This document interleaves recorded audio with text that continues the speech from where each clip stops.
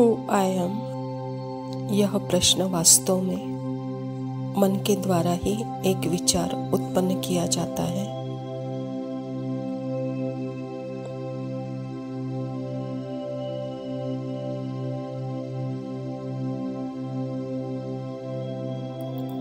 और इस प्रश्न का उत्तर भी मन ही देता है।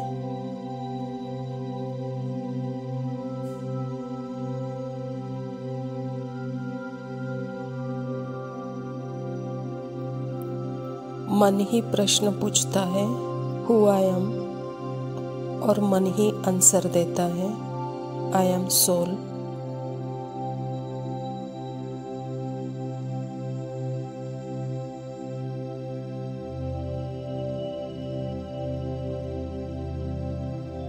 यहाँ माइंड सर्विंग है, मन सेवाभावी है, सेवाधारी है।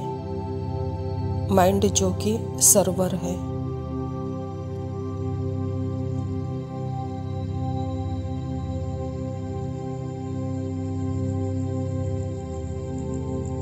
आत्मा तो थॉटलेस है, उसके पास तो अपने थॉट ही नहीं है। मैं आत्मा तो थॉटलेस हूँ, तो मेरा माइंड जो है, बॉडी माइंड मिलकर अभी मेरी सेवाधारी है।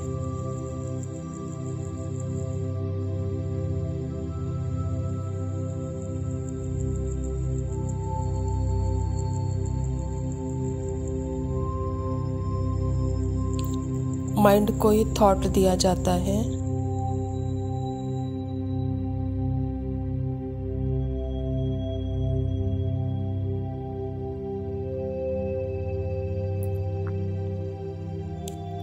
ज्ञान भी आत्मा को ही जब परमात्मा सुना देते हैं तो माइंड सुनता है। माइंड के थ्रू ही आत्मा सब कुछ सुनती है।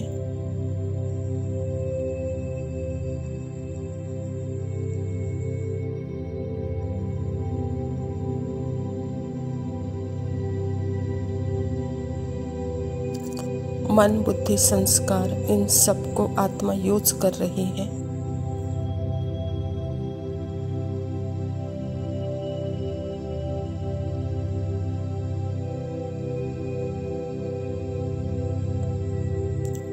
उस माइंड के द्वारा ही प्रश्न भी सुनाई दे रहे हैं, क्योंकि यहाँ मन सेवाधारी मन है।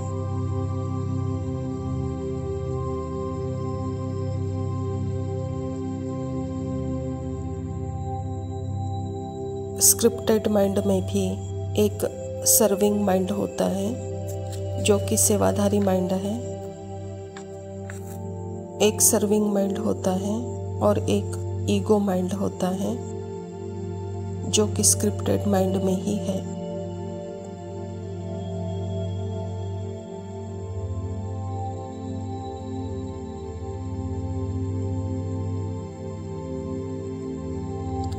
सर्विंग माइंड, सेवाधारी भी मन, वह आत्मा का हिस्सा बनना चाहता है। आत्मा में जैसे विलीन हो जाना चाहता है।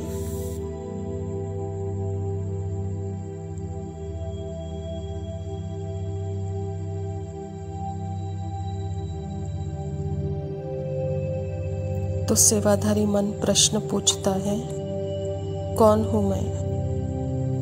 अब वो जो शब्द वर्ड है वो आपके सत्य की तरफ पॉइंट करते हैं। आंसर होता है आई एम सोल।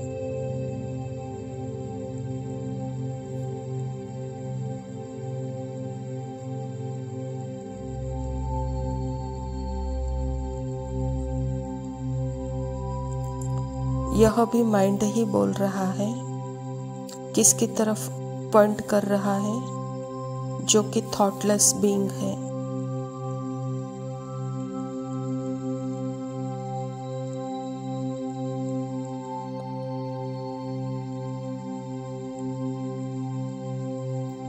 जो कि आत्मा के अंदर ही यह सब एक्टिविटी चल रही है। माइंड की, क्वेश्चन आंसर की, पर मेरा अटेंशन बराबर मेरे तरफ जाए, जो कि मैं एक साइलेंट प्रेजेंट हूँ।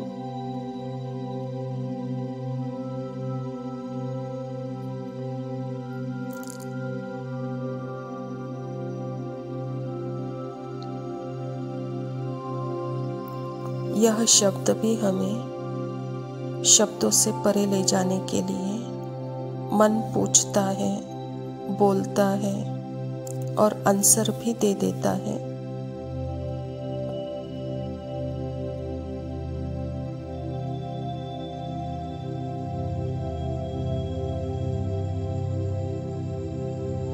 पर मैं आत्मा वो आत्मा हूँ जो सर्व शब्दों से भी परे हूँ, सर्व संकल्पों से भी परे हूँ।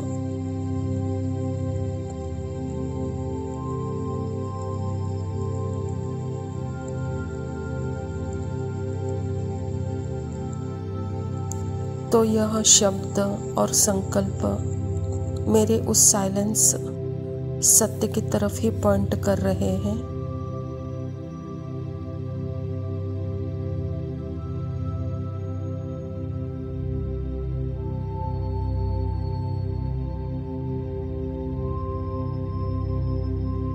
जैसे परमात्मा भी भाषा भी यूज करते हैं, जो भी भाषा है, संकल्पों की भाषा, शब्दों की भाषा, उस शब्दों की भाषा को यूज करके हमें शब्दों से परे ले जाते हैं।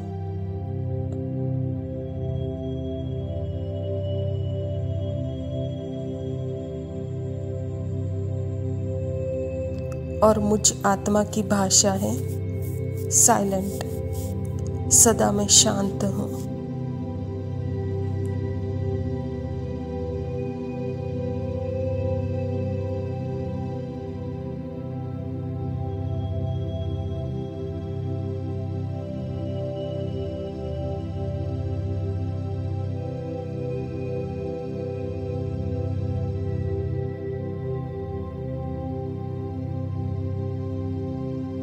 ओम शांति। प्रातः मुरली बाप दादा मधुबन।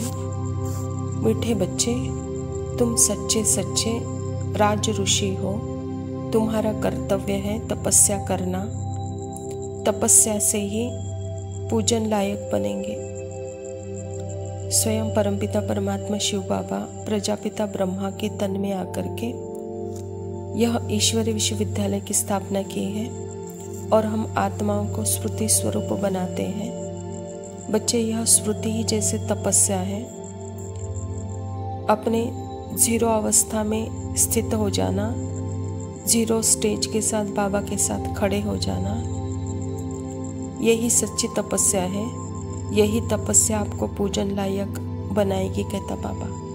प्रश्न है, कौन सा पुरुषार्थ सदा काल के लिए पूजने लायक बना देता है?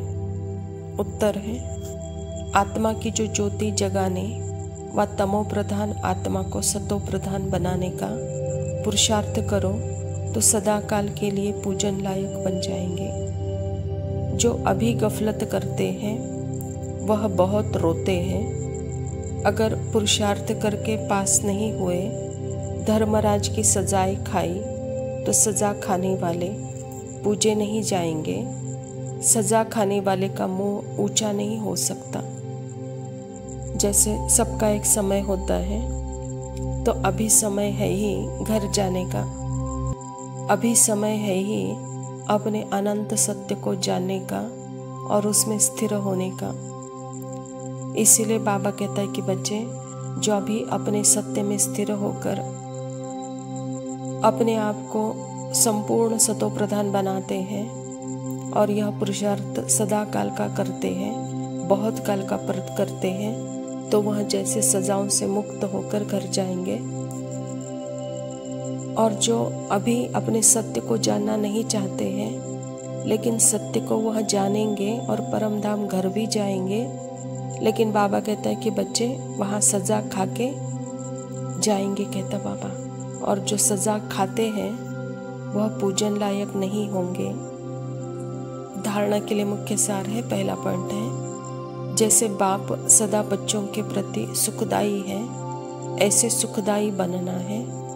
सबको मुक्ति, जीवन मुक्ति का रास्ता बताना है।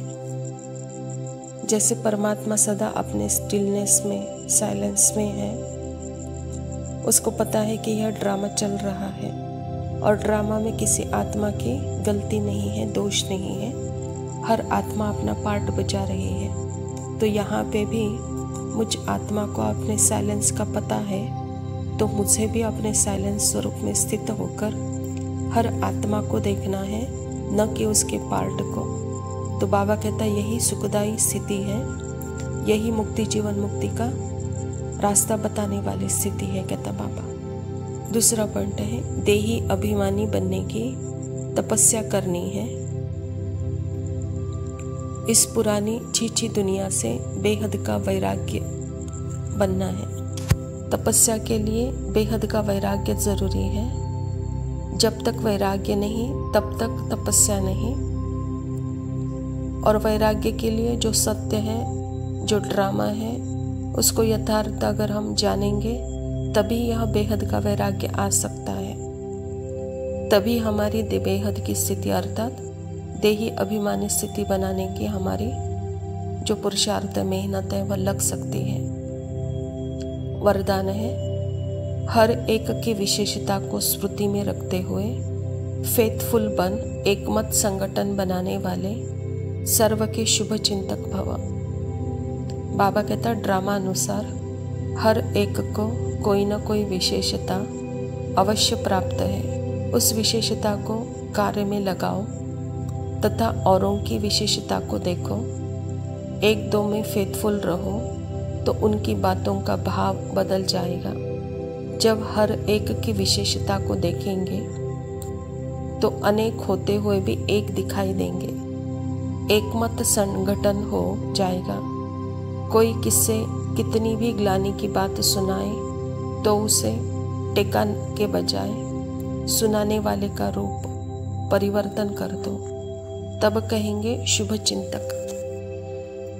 बाबा कहता ड्रामा अनुसार हर आत्मा में कोई ना कोई विशेषता है और वहाँ स्मृति स्वरूप होकर के फेथफुल बनो तो उसी को ही एकमत संगठन कहेंगे।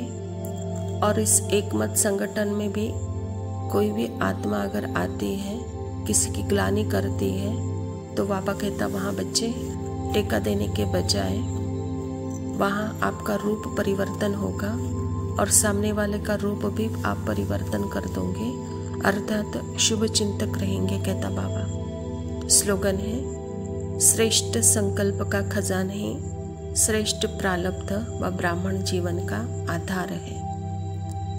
समय संकल्प ब्राह्मणों का खजाना है। अच्छा मीठे मीठे सब लगे बच्चों प्रति माता पिता बाप दादा का याद, प्यार और गुड मॉर्निंग। रूहानी बाप की रूहानी बच्चों को नमस्ते।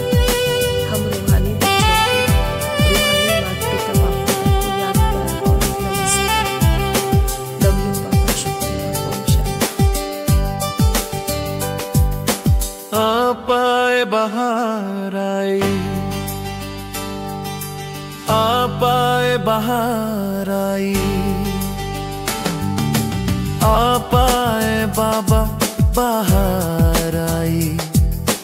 हर श्वास में आपकी याद समाई।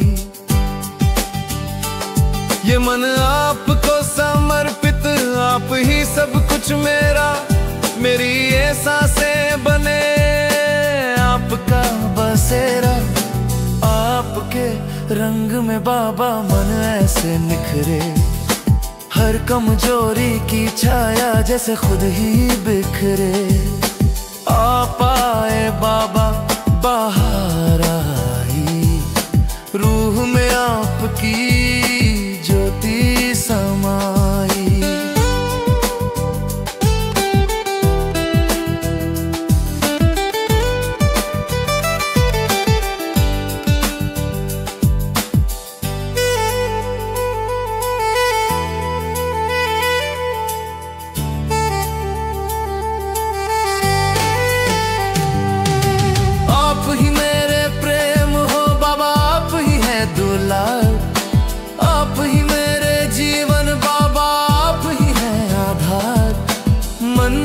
हर पल आपकी याद समाई, जिसमें गल गई मैं पन की परछाई।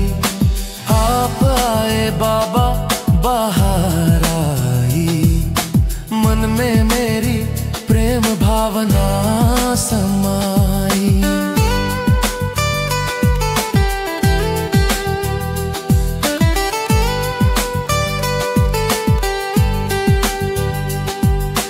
ना राग रहा किसी से, ना द्वेष रहा मेरा, मन में रमे आपकी याद जैसे हो जियारा। हर आत्मा में देखूं बाबा गुणों का भंडारा, ना लगे कोई दोषी मुझको, हर कोई लगे प्यारा। आप आए बाबा बाहर आई, दिल में मेरी समभावना समाई।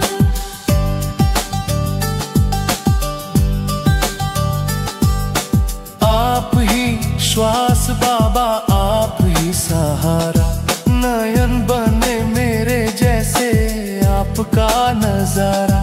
जो मुझसे गुजरे बाबा वो आपको पाए, आपके स्नेह में दिल सहज समाए। आप आए बाबा बाहर आई, हृदय में मेरी आपकी छवि समाई।